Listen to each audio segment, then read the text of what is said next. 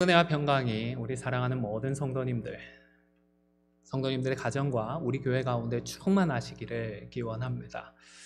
읽은 본문의 말씀을 중심으로 해서 버려두고 따라가니라 라는 제목으로 잠시 하나님의 말씀을 함께 상고하고자 합니다.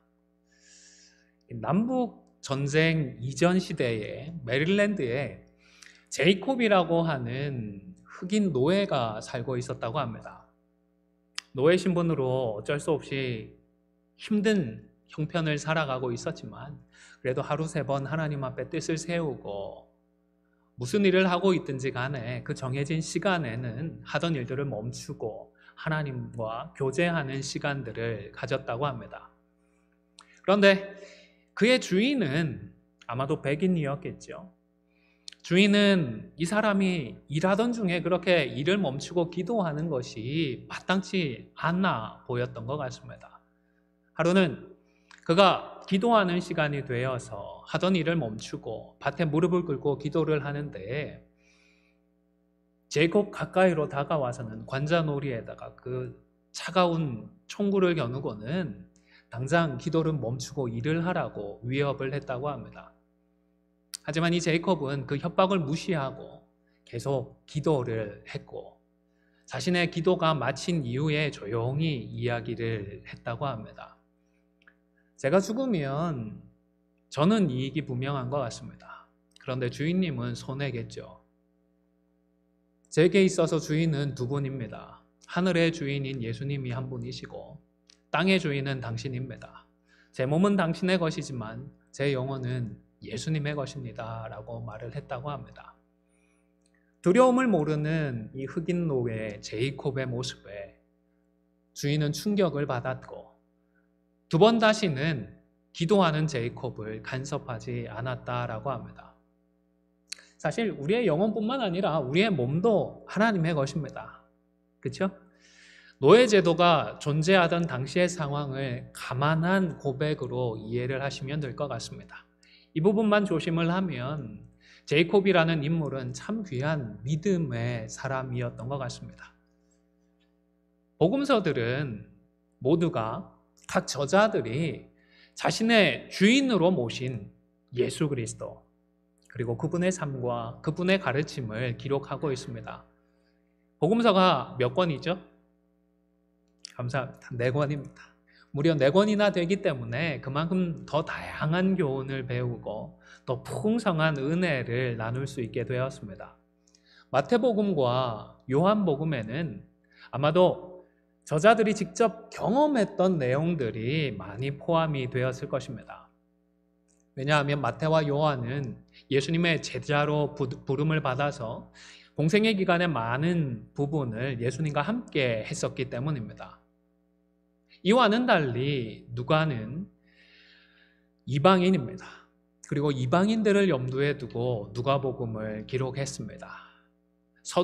누가복음 서두에서 밝힌 것처럼 누가 자신이 경험했던 내용이 아니라 목격자들과 그리고 그 말씀의 일꾼들이 전하여 준 내용을 미루어 살핀 후에 누가복음을 기록했습니다. 그리고 이와도 조금 달리 마가는 12제자 가운데 속해 있지는 않았습니다. 하지만 그렇다고 해서 예수님의 공생애와 너무 멀리 떨어져 있지도 않았던 것 같습니다. 왜냐하면 최후의 만찬이 있었던 장소라고 추정이 되고 또한 오순절 성령께서 임하셨던 장소로 추정이 되어지는 그 다락방이 마가의 다락방, 엄밀히 말해서는 아버지는 일찍 돌아가셨고 어머니가 소유하고 있었던 다락방으로 우리가 알고 있기 때문입니다. 또한 마가는 외삼촌 바나바와 함께 사도 바울의 1차 전도 여행에도 참여를 했습니다. 물론 어떻게 하다 보니까 조금 뭐라고 할까요? 곱게 자랐다고 해야 할까요? 그러다 보니까 어려운 사역에 끝까지 동참하지 못해서 사도 바울의 눈밖에 나는 일을 겪기도 했습니다. 하지만 나중에 가서는 결국 바울도 이 마가를 인정하게 됩니다. 특별히 마가는 사도 베드로와 돈독한 관계가 있었던 것 같습니다. 베드로전서 5장 13절에 보면 베드로가 마가를 어떻게 불렀는지 혹시 기억하시나요? 내 아들 마가, 친자식은 아닌데 정말로 아들처럼 사랑하고 아끼는 마가다라고 표현을 할 정도였던 것입니다. 그래서인지 베드로가 로마에 가서 사역을 할 때에 이 마가도 동행을 했었고, 거기서는 일종의 통역사로 활동까지 했던 것 같습니다. 베드로가 자신의 언어로 설교를 하면 마가가 로마 사람들이 알아들을 수 있는 말로 그 설교를 통역해 주었던 것입니다. 베드로와의 이런 관계와 그리고 이런 사역 때문에 마가는 예수님과 예수님의 사역에 대한 많은 내용들을 자신의 경험을 토대로 해서도 기록을 했겠지만, 훨씬 더 많은 부분을 이 베드로의 증언을 통하여서, 베드로의 설교를 통하여서 배우게 되었던 것입니다. 그래서 이레니우스라고 하는 초대교회의 교부가 있습니다. 훌륭한 신학자라고 생각을 하시면 되겠는데, 이분은 마가복음을 마가가 베드로의 설교의 요지를 가지고서 기록을 했다라고 말할 정도였습니다. 마가복음에 별명이 있는데 혹시 아십니까? 베드로복음이라는 별명까지 있다고 합니다. 그래서일까요? 마가복음은 베드로의 성격이었을 것으로 추측이 되는 것처럼 다른 복음서와 비교를 해보면 굉장히 심플하고 단순 명료합니다. 우리가 읽지는 않았는데 바로 이전 구절이 좋은 예가 될 것 같습니다. 12절과 13절에는 예수님께서 광야에서 시험을 받으신 내용이 기록되어 있습니다. 같은 내용이 마태복음에서는 11절에 걸쳐서 기록이 되어 있고요. 그리고 누가복음에는 13절에 걸쳐서 기록되어 있습니다. 그런데 마가복음에는 몇 절이죠? 12절과 13절, 단 2절에 불과한 것입니다. 오늘 본문 14절과 15절 역시도 용건만 간단히 적어둔 것 같습니다. 세례 요한이 잡힌 후에 예수님께서 갈릴리에 오셔서 복음을 전파하셨는데, 그 내용이 때가 찼고 하나님의 나라가 가까웠고 그래서 회개하고 복음을 믿으라라는 내용이었다는 것입니다. 단 한 문장으로 아주 압축적으로 표현을 하고 있습니다. 하지만 그 포함된 내용까지 간단한 것은 결코 아닌 것 같습니다. 첫 번째로 때가 찼다라고 했는데요. 마가는 우선적으로 로마 사람들을 염두에 두고서 이 마가복음을 기록하고 있습니다. 그리고 마가가 많이 참고하고 실제로 또 인용을 했을 베드로의 설교 역시도 로마에서 사역할 당시의 설교였던 것입니다. 따라서 여기 본문에 사용된 때라는 이 표현은 유대적인 표현이라기보다는 헬라적인 문화를 염두에 두고 기록한 것이 아니었을까 추정하는 것이 자연스러운 것 같습니다. 헬라어 원어 성경을 보면 오늘 본문에 사용된 단어는 카이로스라고 하는 단어입니다. 아마 한 번쯤 들어보셨을 법한 유명한 단어인데요. 헬라어에서는 이 카이로스라고 하는 단어 외에 크로노스라고 하는 시간에 대한 상응하는 단어가 더 많이 사용이 됩니다. 이 크로노스라고 하는 단어는 연대기적인 시간, 다시 말해서 우리가 지금 일상적으로 사용하는 시간의 개념과 거의 비슷합니다. 반면에 카이로스라고 하는 이 시간은 단순한 시간의 흐름이 아닙니다. 정확하게 번역을 하자면 기회라고 번역을 하는 것이 더 정확할 수 있습니다. 그리스 신화에 보면 카이로스라고 하는 신이 등장을 하거든요. 그런데 그 사람의 외모가 좀 특이합니다. 앞머리가 굉장히 깁니다. 머리카락이 길고, 그리고 뒤에는 아예 머리카락이 없는 민머리 상태입니다. 무성한 앞머리는 사람들이 그 머리카락을 잡을 수 있도록 길러 놓은 것이고, 일단 지나가고 나면 뒤에서는 아무리 아쉬워서 붙잡을래야 붙잡을 수 없도록 민머리로 해둔다는 것입니다. 한 번 지나간 시간은 되돌릴 수 없다라는 것입니다. 주어진 기회를 살리지 못하면 두 번 다시 그 기회는 없다라는 것입니다. 지금 예수님은 이 카이로스적인 시간이 충만하게 찼음을 선포했다는 것입니다. 하나님께서 계획해 놓으셨던 그 기회의 시간이 이제는 되었고, 그래서 이 기회를 놓쳐버린다면 두 번 다시 다른 기회는 없을 너무나도 중요한 하나님의 때가 이제는 되었다라는 것을 말씀해 주셨던 것입니다. 그리고 두 번째로는 하나님의 나라가 가까이 왔다라고 했습니다. 쉽게 말해서 천국이 가까이 왔다라는 것입니다. 성경에서 말하는 천국의 핵심은 땅이 아니고 나라가 아니고 통치권, 다시 말해서 하나님 자신임을 여러 차례 말씀을 드렸습니다. 이제는 충분히 이해하시리라고 믿습니다. 물론 이 천국은 우리 예수님께서 다시 오실 그때에 완성이 될 것입니다. 하지만 예수님께서 가르쳐 주셨던 이 천국은 우리가 그저 죽은 뒤에 가서 안식을 누리는 그런 곳만이 아닙니다. 달라스 윌라드라고 하는 미국의 지금은 돌아가셨는데 유명한 신학자는 천국을 설명하면서 하나님이 원하시는 것이 이루어지는 곳이 천국이다라고 설명을 했습니다. 저는 여기에 조금 더 첨언을 하고 싶습니다. 추가를 하고 싶습니다. 하나님이 원하시는 것들이 하나님의 원하시는 대로 이루어지는 곳이 천국인 것입니다. 이 땅에서는 하나님께서 원하시기는 한데 사람들이 순종하지 않아서 하나님께서 원하시지는 않지만 그저 하나님이 허용해 주시는 그런 일들도 많이 일어나거든요. 어쨌든 천국이 하나님이 원하시는 것이 이루어지는 곳이라면 우리가 하나님의 뜻에 순종하면 그곳은 무엇이 될까요? 바로 그것이 천국인 것입니다. 우리가 예수님의 말씀에 순종하면 바로 그것이 하늘나라인 것입니다. 물론 이 땅에서 우리는 나그네와 같은 자들입니다. 그래서 이 땅의 것들에 너무 집착할 이유는 없습니다. 하지만 그렇다고 해서 이 땅의 것들이 중요하지 않은 것일까요? 또 그것은 아닙니다. 일전에 말씀을 드렸듯이 하나님은 우리를 하나님의 형상으로 창조하셨습니다. 우리 사람을 하나님의 형상으로 창조하신 이유는 무엇이죠? 땅을 정복하고 생물들을 다스리도록 하기 위함이었던 것입니다. 여러분, 만약 이 땅이 중요하지 않다면 굳이 하나님께서 하나님의 형상으로 사람을 만드셔서 하나님을 대신해서 이 땅을 다스리라는 그 막중한 사명을 주실 이유가 없었을 것입니다. 이 땅 역시도 여러분 중요합니다. 이 땅에서 우리가 믿음으로 살아가는 것, 그래서 하나님의 나라가 이 땅 가운데에 임하도록 하는 것은 그래서 정말 중요한 일이고 우리에게 허락되어진 정말 막중한 사명인 것을 꼭 기억하시기를 바랍니다. 우리의 일상을 살아가면서 하나님의 뜻이 이루어져 가는 것, 이것이 정말로 중요한 사명임을 결코 잊지 말아야 하겠습니다. 그래서일 것 같습니다. 예수님께서도 주기도문을 통하여서 하나님의 나라가 어떻게 해달라고 가르쳐 주셨죠?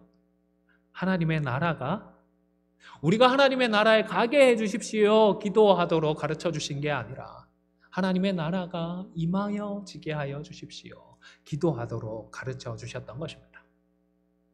세 번째로는 회개하라는 것이고, 그리고 마지막 네 번째로는 복음을 믿으라고 말씀하셨습니다.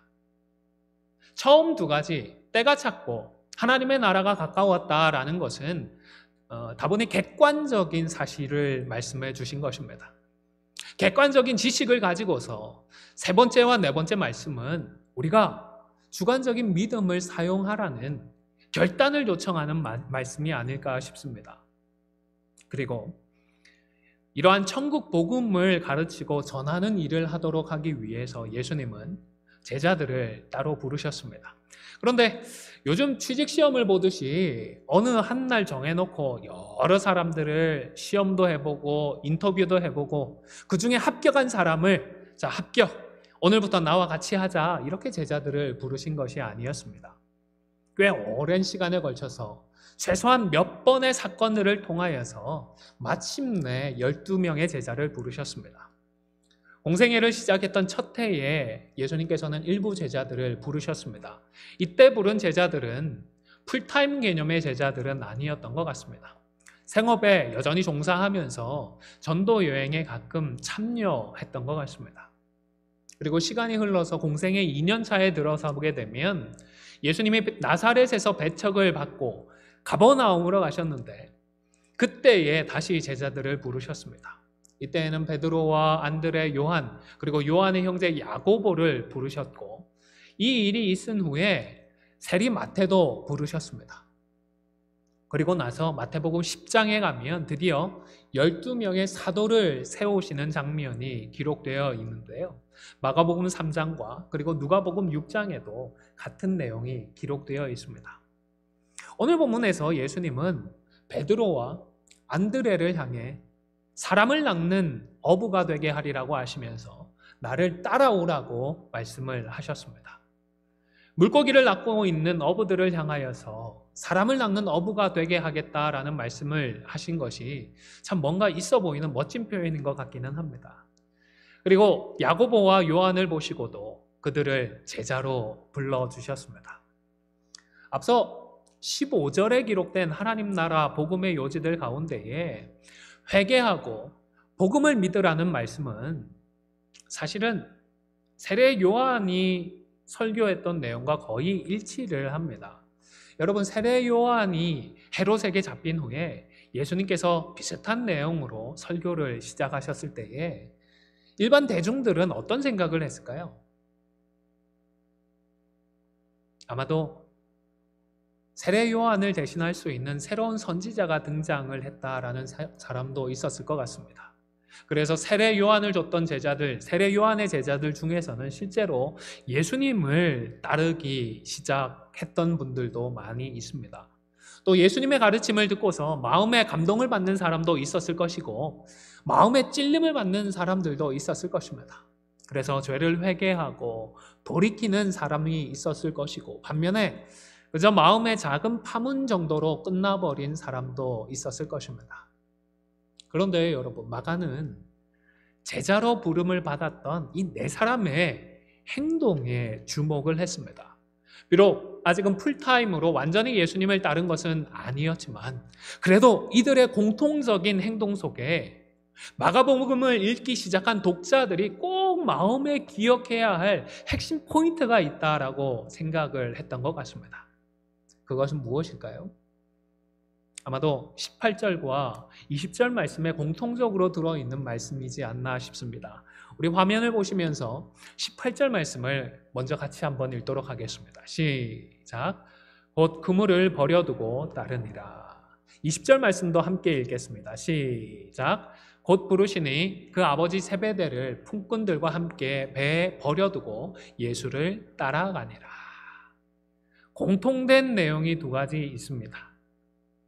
하나는 예수님을 실제로 그들이 따라갔다는 것이고 또 다른 하나는 예수님을 따르기 위해서 그들이 다 버려두었다라는 사실입니다. 예수님을 따른다, 예수님을 믿는다 말만 하는 사람들도 많은 것 같습니다.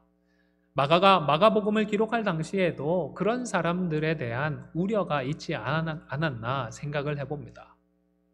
여러분, 우리가 예수님을 따르기 위해서는 대가를 지불할 준비가 되어 있어야 합니다. 기꺼이 희생을 감내하고 감수해야 하는 것입니다. 서두에 말씀드렸던 흑인노예 제이콥을 생각해 보시기를 바랍니다. 참된 주인이신 예수님을 따르기 위해서 그는 자신의 생명도 희생할 각오가 되어 있었던 것입니다. 여러분, 오늘 저는 그저 뻔한 정답을 말씀드리면서 왜 이렇게 살지 못하느냐라며 여러분의 양심에 가책을 드리고자 하는 것이 아닙니다. 버려두고 내려놓고 예수님을 따르는 것, 이것이 결코 쉽지 않다는 것 누구보다 저부터 잘 알고 있습니다. 그래서 저부터 매일같이 발버둥치며 기도하고 있습니다. 하지만 여러분, 그렇다고 해서 체념해버리고 포기하지 마십시오. 이제 와서 뭘 하겠어? 지금 와서 내가 뭘 더 할 수 있겠어? 체념하고 포기하지 마십시오. 지금부터라도 내가 할 수 있겠다 싶은 그 정도에서 조금만 더 힘을 내어보자라고 말씀을 드리는 것입니다. 여러분, 눈을 감지 마십시오. 귀를 막아버리지 마십시오. 나는 더 못한다, 우리는 더 안 된다 하지 포기하지 마십시오. 다시 말씀드리지만 이 정도는 할 수 있겠다라는 수준에서 거기에서 조금만 더 힘을 내어주시기를 바랍니다. 이 조금이 더해지고 또 조금이 더해지면 결국 우리는 우리 주님을 닮아갈 수가 있기 때문입니다. 아마도 이 대목은 예수님의 사역 초기이기 때문에 마가가 실제로 경험했을 가능성은 매우 낮지 않나 싶습니다. 아마도 베드로의 설교나 베드로의 가르침 중에 포함되었던 내용일 가능성이 높다 싶습니다. 여러분, 이 대목을 이야기했던 그 베드로 사도의 심정이 어떠했을까요? 이 사실을 이야기하면서 성도들에게 완전할 것을 요구하고 완벽할 것을 기대하면서 이 사실을 이야기했던 것일까요? 완벽하게 내려놓고 완벽하게 버려두고 주님을 따르라고 이 말씀을 했던 것일까요? 저는 아니다 싶습니다. 왜냐하면 베드로도 완전하고 완벽하지 않았기 때문입니다. 오히려 부족했습니다. 베드로가 누구보다 그 사실을 잘 알았습니다. 부족하지만 그래도 예수님의 말씀을 듣고서 일단 버려두고 따라간 것이 중요했다라는 사실을 알았기 때문에 베드로는 이 말씀을 증언했던 것이 아닐까 싶습니다. 사실 예수님이 불렀고 예수님의 말씀 앞에서 버려두고 따라 나섰던 사람들이라고 해서 우리보다 더 특별할 것도 없습니다. 그들이 우리보다 더 많이 배운 사람들도 아니었고 우리보다 수양이 더 많았던 사람들도 결코 아닙니다. 그리고 그렇게 버려두고 떠났지만 얼마 지나지 않아서 다시 돌아왔던 사람들이었고 그리고 이 사람들도 별 수가 없었던 것입니다. 그래서 예수님이 다시 찾아오셨거든요. 공생의 2년 차에 다시 예수님께서 이들을 불러주셨다 말씀을 드렸잖아요. 그런데 심지어 예수님께서 2번이나 찾아와서 그 이상으로 찾아와서 불러주시고 함께 해주셨지만 십자가를 앞두고서는 이 제자들도 다 예수님을 부인하고 그 자리를 떠나고 말았던 것입니다. 베드로가 이 사실을 몰랐던 것이 아닙니다. 누구보다 잘 알았던 베드로입니다. 그래도 이 증언을 통하여서 성도들을 위로해주고 성도들을 격려하고 싶었던 것이 아니겠습니까? 여러분, 과연 예수님이 단 한 번의 노력과 헌신으로 다 될 것이라고 생각하면서 제자들을 부르셨을까요? 아닙니다. 틀림없이 아닐 것입니다. 그러나 단 한 번도 그렇게 따라가다가 왜 돌아왔느냐, 그때 왜 그랬느냐 예수님은 책망하지도 않으셨습니다. 베드로에게 네가 나를 사랑하느냐 3번 정도 반복해서 물어보신 것이 아마도 전부이지 않나 싶습니다. 예수님은 작은 헌신, 작은 내려놓음이 조금씩 이어지고 이 조금씩이 더 반복되어지고 이어지면 그래서 우리의 습관이 바뀌고 우리의 체질이 바뀌어지고 그래서 마침내 우리의 신앙의 인격이 성숙될 것임을 기대하셨던 것입니다. 작은 헌신, 작은 내려놓음을 통하여서 우리가 주님을 더욱 알아가면 알아갈수록 우리는 점점 더 주님을 믿을 수 있고 점점 더 성숙한 모습으로 주님을 따를 수가 있는 것입니다. 왜냐하면 버려두고 내려두고 따르는 그 이유는 그만큼은 우리가 예수님을 신뢰하기 때문 아니겠습니까? 다시 말해서 우리가 예수님을 믿고 신뢰하는 만큼 우리는 버려두고 내려놓을 수가 있는 것 같습니다. 물리학자 하면 아마도 아인슈타인부터 생각하는 분들이 많으실 텐데요. 그만큼 유명한 물리학자이지 않습니까? 이 아인슈타인이 상대성 원리를 발표했을 때에 이게 너무나도 충격적이었기 때문에 여기저기에서 강연을 해달라는 요청이 쇄도했다고 합니다. 그 당시에는 뭐 녹음기도 없고 하니까 같은 내용을 여러 곳을 다니면서 강의를 하게 되었는데요. 아인슈타인에게는 아주 뛰어난 조수이자 비서처럼 함께하는 사람이 한 분 있었다고 합니다. 그런데 한 번은 재미있는 제안을 했다고 합니다. 여러 번 자신이 강의를 들었으니까 이번에는 교수님을 대신해서 내가 한번 강의를 해보면 어떻겠습니까? 제안을 했다는 것입니다. 그 사람이 똑똑한 것도 알고 있고 강의가 계속 반복되니까 틀림없이 그 내용도 다 숙지했을 것 같고 재미있겠다 싶어서 아인슈타인도 조수에게 강의를 한번 해보도록 했다고 합니다. 그날 아인슈타인은 강연장 뒤에 모자를 푹 눌러쓰고는 조용히 그 강의를 듣고 있었다고 합니다. 다행스럽게도 아인슈타인조차 놀랄 정도로 이 조교는 강의를 잘 해냈다고 합니다. 그런데 문제가 생겼습니다. 강의 이후에 강의를 듣고 있던 교수님 한 분이 손을 들고는 질문을 했습니다. 그런데 이 질문이 여간해서는 좀처럼 답할 수 없는 그런 어려운 수준의 질문이었던 것입니다.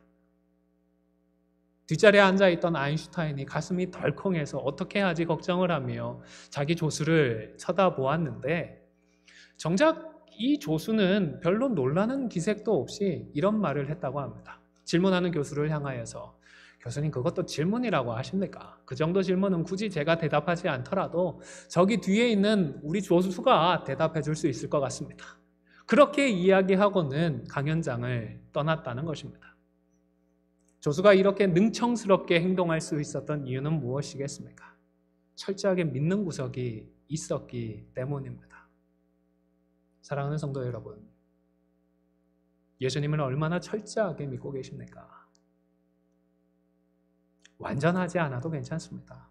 우선은 지금 내가 예수님을 믿고 있는 만큼, 그리고 거기에서 조금만 더 내려놓고 버려두고 우리 주님을 따를 수 있기를 바랍니다. 혹 지금은 잠시 주님 곁에서 떠나 계신 분이 계십니까? 마음이 떠나 계신 분이 계십니까? 오늘 다시 결단하시고 그래도 이전보다는 조금 더 내려놓고 우리 주님을 다시 따라갈 수 있기를 바랍니다. 아무쪼록 주시는 말씀 앞에서 조금씩 더 버려두고서 조금씩 더 순종하는 가운데 그렇게 조금씩 우리 주님을 더 닮아갈 수 있는 우리 모두가 되시기를 주님의 이름으로 간절히 축원을 드립니다. 기도하겠습니다.